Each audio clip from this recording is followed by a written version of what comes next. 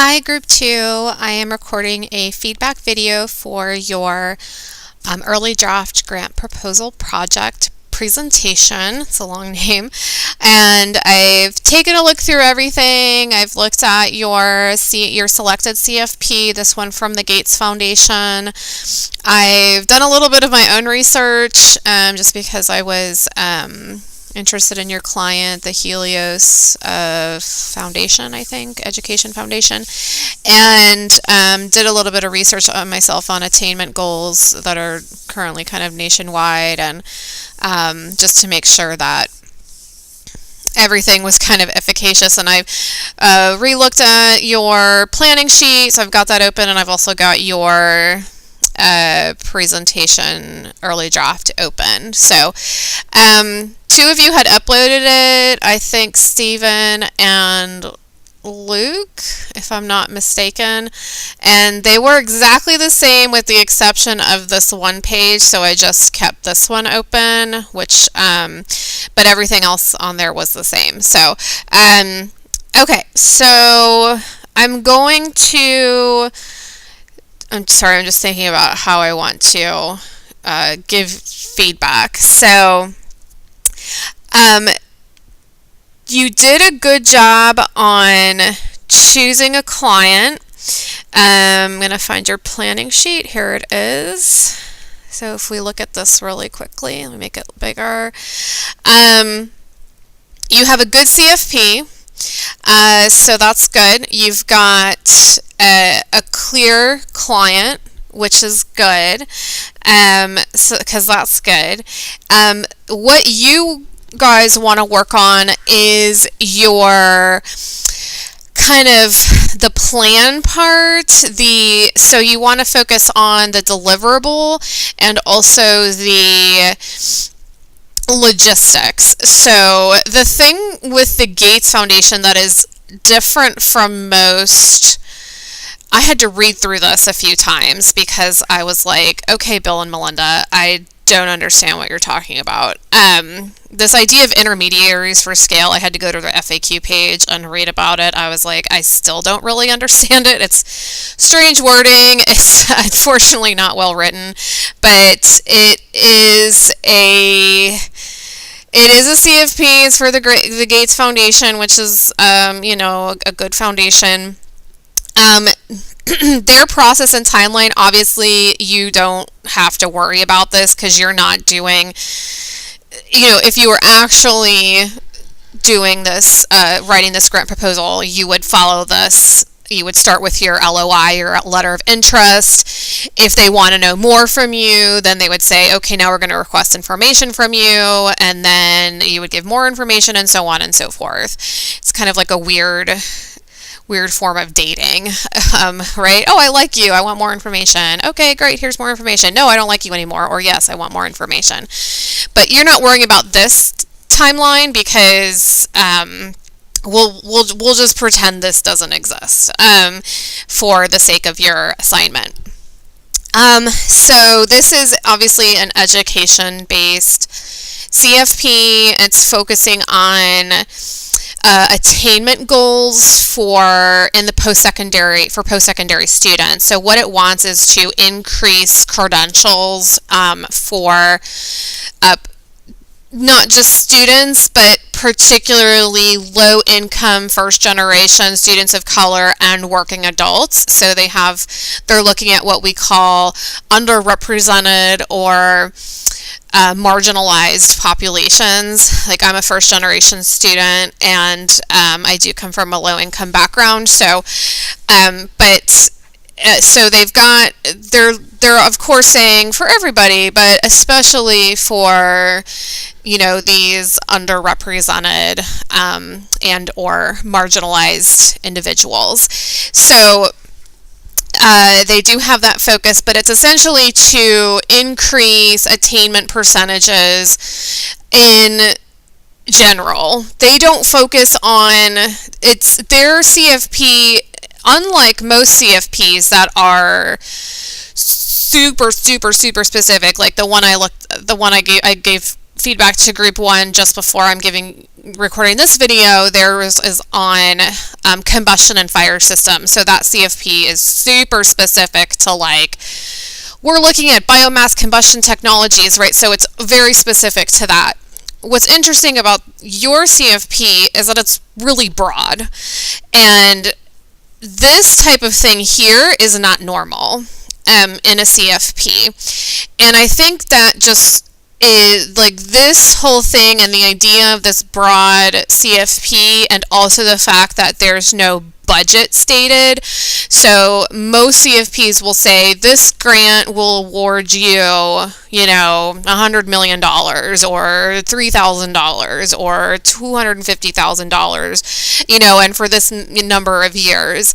The fact that the CFP doesn't say it, or at least I can't find it, is because it looks like Bill and Melinda and the Gates Foundation is really looking to vet projects first that meet the goals of this attainment project or increased attainment project grant, and then work with those intermediaries for scale is what I think they're calling them.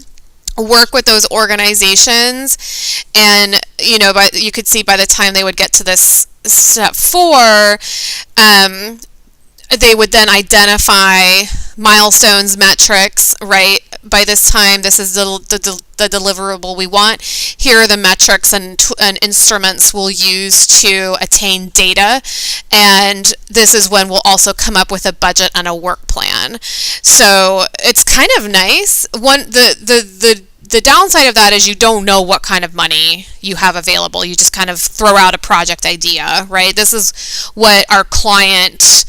This is what and because you're not going through this process, in your grant proposal, you need to say, we're requesting X number of dollars. So I guess sky's the limit for you guys, because this is Bill Gates we're talking about too, so obviously we know he has a lot of money. So you just need to figure out you kind of need to make this stuff up, so to speak. Make it up with like thought, for this deliverable, for our client to execute this deliverable, we will need this many years or year and this much money, right? And then however much money you're asking for, you need to, if it's for 1 year, you need to, after 1 year, which isn't that long, I would say it has to be more than 1 year, for however, maybe it's 5 years, maybe it's 10 years, right? Maybe, or not maybe, but you have to then, every year, this is what we'll need, and this is where we expect to be, and if it's 3 years, right, this is what we'll use money for the first year, this is our first year expected deliverable, and then year 2, this is what we hope to achieve, and this is the expected deliverable. Same with year 3, this is how the money is going to be spent, and this is how what we'll be able to show for it. What's nice about the CFP that you have is it kind of gives you the things you need in your assignment. So you need to have a proposal for funding, including a multi-year scope of work, progress milestones, and metrics. Metrics are good to have, but you don't necessarily need that for this assignment.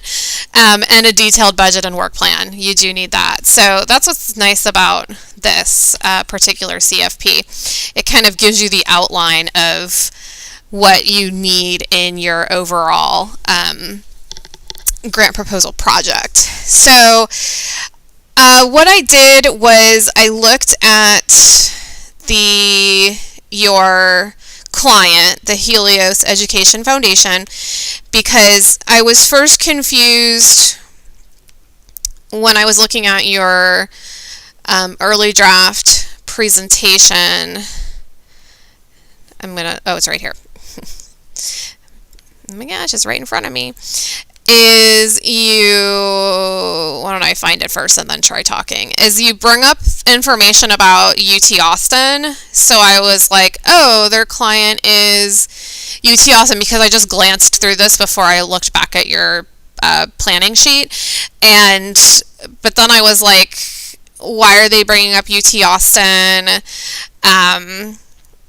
But because then I started, seeing this Helios keep popping up, and then I looked back at your planning sheet and I was like, oh right, Helios is there, and then you have it identified here. So something that needs to happen. So I don't know what how do I keep losing it?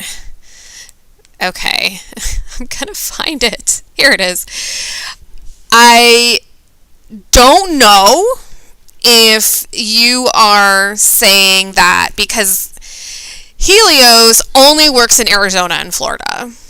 They have, in my opinion, wrongly identified here.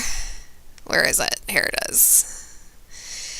They are focused in Arizona and Florida because they're saying that only 15% of full-time students earn a 2-year degree within 3 years, and should be fewer than 60% complete a 4-year degree in 6 years. And then in Florida, then they give the stats for that. Where they're getting these stats, I don't know because they have no citations, which I find really annoying. But so they're focused in Arizona and Florida, and they even talk about their it looks like in Arizona they're focusing on Latinos, and if you look at, you would, I guess, focus on post-secondary completion. It looks like they do all grade levels. Did it open it up? Oh yeah, okay, that was weird, nothing changed. Okay, so here they're kind of talking about this is what we've been doing in Arizona for... Wait, it's the same thing. Maybe I was already on that. I'm sorry. I'm so confused. I'm confusing myself. Okay. I don't really like their website. Sorry, you're going to get my talking to myself. Yes. So their mission, right? Enrich the lives of individuals in Arizona and Florida by creating opportunities for success in post-secondary education. So I didn't know if your grant proposal is saying, hey, we want to extend Helios's work to Texas, and here's why Texas needs the help. So Helios is saying, we think Arizona and Florida need the most help. Here's some random statistics that have no sources attached to them that state that Arizona and Florida have the lowest attainment rates and least amount of credentialed students. So I didn't know why the UT Austin was in there, and it felt like it was just kind of thrown in there without any context, so it took me a little bit by surprise. I did my own research because I was like, okay, Helios, I don't buy what you're saying. So what I did look at, now this is from 2016, but I did some research on post-secondary attainment rates, and this, I also looked at this University of Chicago survey, this NORC.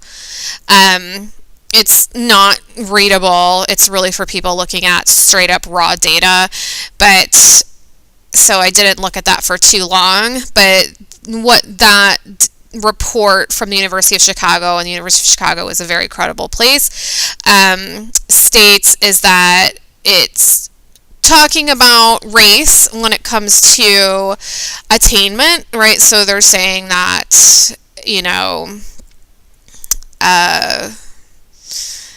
sorry, I was just rereading this.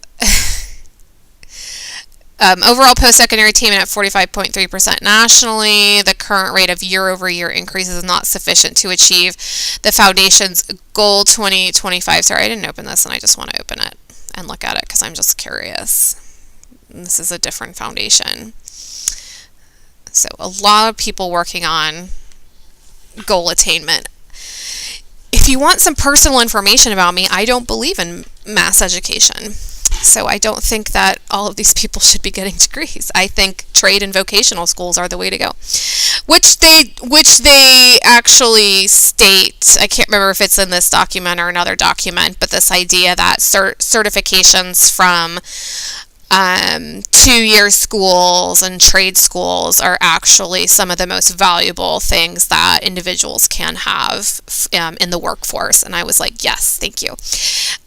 Not everybody needs a bachelor's degree, but I might be in the minority, but things are going to change. But essentially, sorry, I'm just going back and forth here, but their key findings, and it's all interesting to read through, but they talk about kind of the 5 states that have the highest attainment percentage, and then the 5 states that have the lowest attainment rates. You can see that Arizona and Florida are not on here. West Virginia is the leading one. So now then they go to the metro area highlights, which is where they focus on the metro areas. So now Phoenix and Tampa are in fact on here. So these are the metro regions are in the list with the lowest attainment rates. So but the states themselves are not. So while these metro areas are Tampa, St. Pete, and then Phoenix, the states are not in the lowest attainment rates. So I don't know if that's where they're pulling their information from or something like that. Helios does not provide any clear information about that. But my thought was Helios, for your grant proposal project, if you do leave Helios as your client, what I would recommend doing is maybe extending what they're doing to include West Virginia. So since West Virginia is the leading state, which is far more of a problem than a metro area, because now if Florida and Arizona were in the 5 states with the lowest attainment rates, then I would say, okay, let's keep working with Florida and Arizona if I were, working for Helios. But since we're just talking about metro highlights, right, even though Tampa, St. Pete, and the Phoenix area have attainment issues, those states themselves altogether are not problematic in the consideration of what states have the lowest attainment rates. West Virginia is a serious problem. And when I went on to do further research on this, I did find this information about from 2018 that's still brought up, right? This is 2 years later that people are still talking about West Virginia needs post-secondary credentials, right? And they've given a goal. And there's actually an initiative that was created to increase attainment percentage in West Virginia, and it's called West Virginia's Climb. And so they have, right, this goal of equipping 60% of West Virginians with a certificate or degree by 2030. So giving them some type of post-high school, post-secondary credential by the year 2030, which is only in almost 10 and a half years. So that's a quick time. They've given themselves a specific goal, and they're working on it. So my suggestion to you for a client, for a client having preposition problems, my suggestion for your client would be to either have Helios want grant money to extend their work from Florida and Arizona to include West Virginia, because the data continually shows that West Virginia is the state that has the lowest attainment rate for post-secondary credentialing. Or your client can be West Virginia's Climb, who probably needs a lot of money. And then your focus could be on, hey, look, Gates Foundation, West Virginia's Climb, this group has a very, it's looking at the state in the United States that has the lowest attainment rate of post-secondary credentials, and our goal is, their goal is to equip 60% of West Virginians with a post-secondary credential by 2030. So there's a specific goal in place, so you could potentially propose a project that's 10 years long. And then you would say, here's why we need the money. Here's what we need the money to do, right? We need money maybe to help students go to school. We need to help 2-year colleges in the area or 4-year colleges or whatever it is. We need to help those individuals who don't have high school diplomas maybe get GEDs, or, what students, and particularly looking at, maybe, for example, you would hire a person, and I don't know who West Virginia's CLIMB currently has in terms of who's working on things, but you would need somebody to do a breakdown of where is the problem occurring the most, right? So is it, are we looking at white individuals versus Latinos versus African Americans versus Asians, where are there discrepancies in terms of race, or we have that also the what the Gates Foundation is interested in is the first generation as well as the low income. So I'm guessing you're going to find in West Virginia low income and first generation and possibly additional underrepresented populations just due to the economic nature of West Virginia. So that could be a potential client as well. So okay, that's talking about the client. So going back to your presentation, I'm going to start with the beginning. This is fine. What I tell everybody to do with these presentations is to think of it like an essay. So you want a title like you would do in APA or MLA. Your title should reflect your thesis. You want your first slide to function rhetorically like an introduction. So you can keep the title purpose here, right? Or it could be objective or projects objective or even introduction.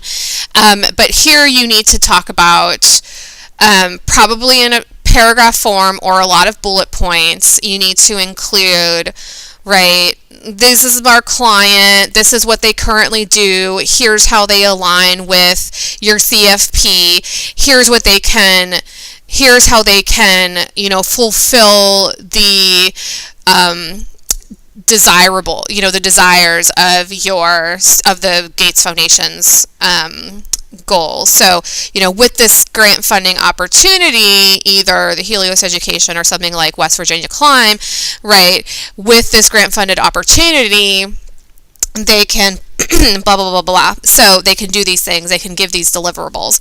So and the other thing that you're going to want to work on doing is, just like in an essay, you need to be integrating sources throughout your entire presentation. So in this first slide, you're going to need in-text citations, possibly quotations.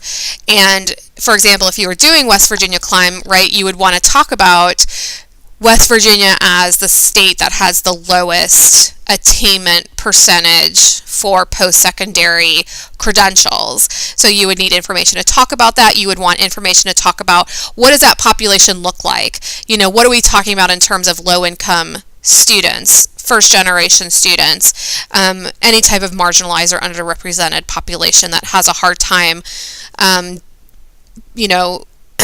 either being able to pay for or get accepted to, these post-secondary institutions. So you would need information about that.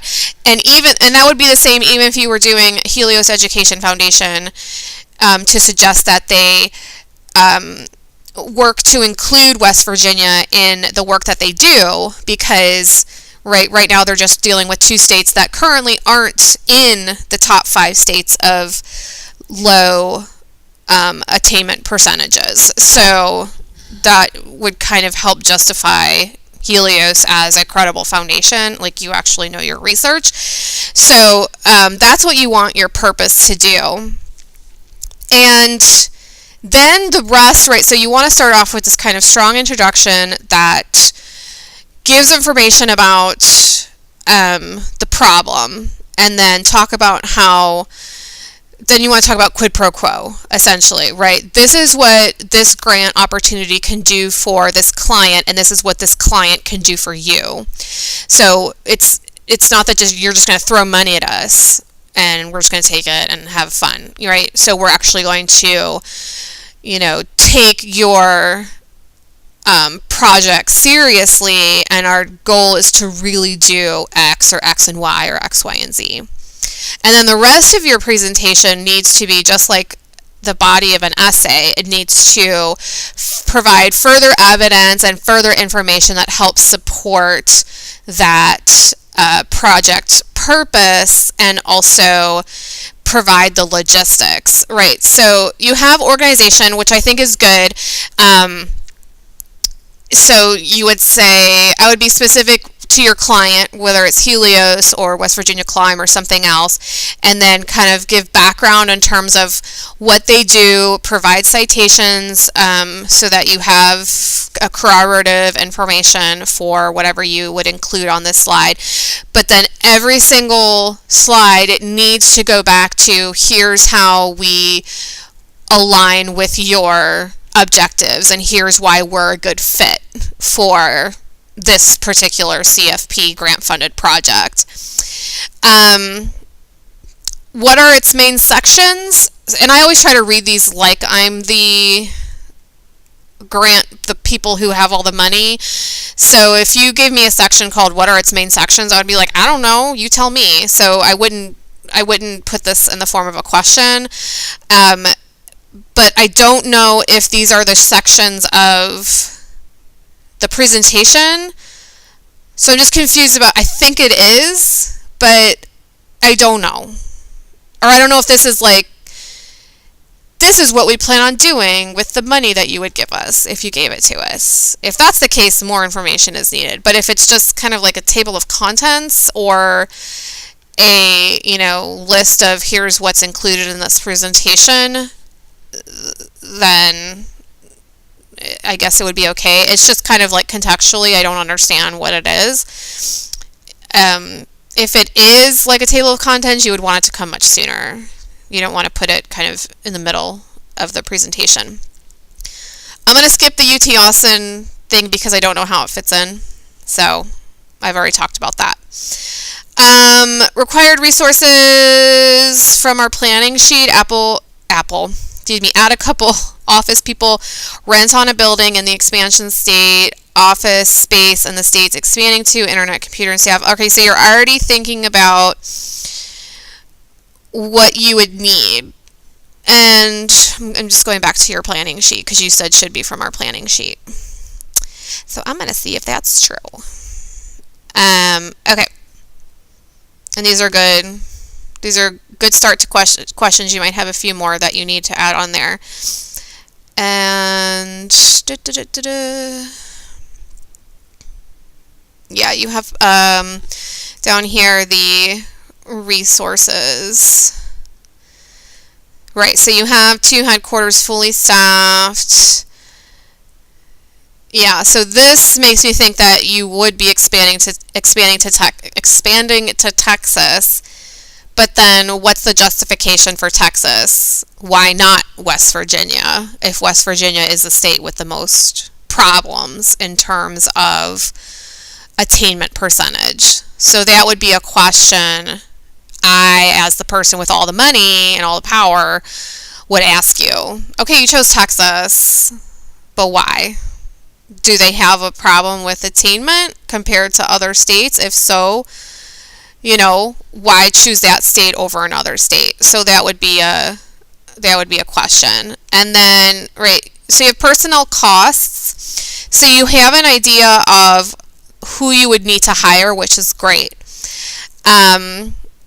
What you need to think about is how much they would get paid. Now remember, you have the luck of having a CFP that doesn't give you a restrictive cost.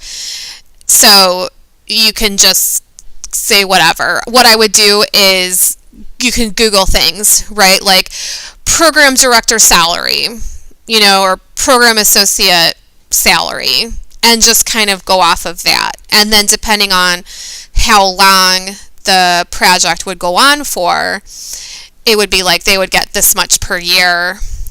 If you did West Virginia Climb and you did 10 years, right, you wanted to go through 2030, then that's a lot of money, but, if the proposal is good enough, right, they might give you all of that money. So, and then personnel and qualifications, right?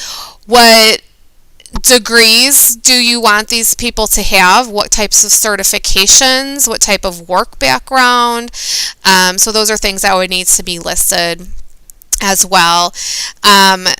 Okay, so that was thinking about the required resources. But yeah, also this idea of rent on a building. So you're thinking about already like space. We need space. So where do you want the space? Do you want it in close proximity to, like what city? Do you want it on a campus? Do you want it near, like central to a variety of campuses? How much is that rent going to cost? Like if it's in Texas or if it's in West Virginia, what does rent look like, right? How much a month are you talking about on rent? And then you have already this idea of what you would need in that space, right? We need internet, we need computers, you need all the things. Well, you could probably get a space that already has things like desks and chairs, and so you would want to identify that, right? Like this would already include furniture. We would just need technologies, this many computers, maybe you want so many conference rooms, maybe, anything like that. So anything that you think would be, whatever space or spaces you think would be necessary for doing the work that your proposal is suggesting. The project planner, so this one is, I was having a hard time understanding this. So I know this is a timeline. I'm pretty sure. If I'm wrong, let me know. So, but I don't know what, I'm guessing I don't know if you're talking in fiscal, like quarters, because you've got quarters here. So I don't know if you're talking about, like, you're looking at fiscal years and then each quarter, because there's quarters in the year, I don't know, but this is confusing to me, I guess is what I'm saying, and it's good that you're already thinking about a timeline. It's just that I have no context that explains to me what this project planner is and what it is I'm looking at, so I'm not sure how it fits into the scheme of your overall project proposal. How long and how much are we asking for? Again, restate that to be more formal. I would just put something like, you can even use the language. I always tell people just use the language that's in front of you. A lot of times people are hesitant to do that. Sorry, I want to find your CFP, right? But they say detailed budget and work plan, right? Just call it that. It's the easiest thing to do, and plus people like to hear the reiteration of something they're already asked. So I would just call it this. And so here's what you want to talk about.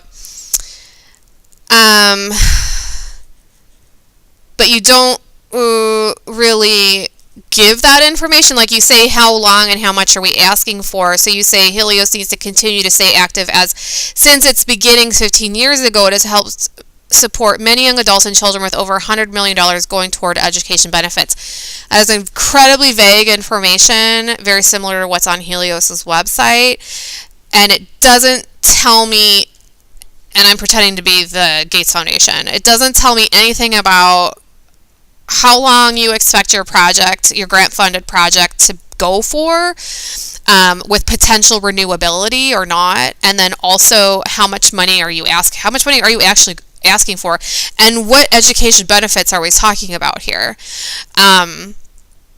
Right, Helios has been notorious, not the word you want there, for helping people of all nationalities and cultures to help them benefit their education goals.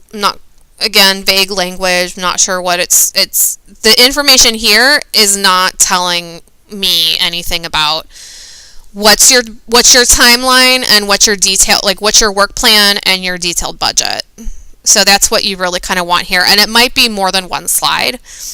And then your conclusion, you're just giving some more information about it's investing in over $6 million per year. I want to know where they're getting their money from. That's my curiosity about Helios. If they've got $6 million,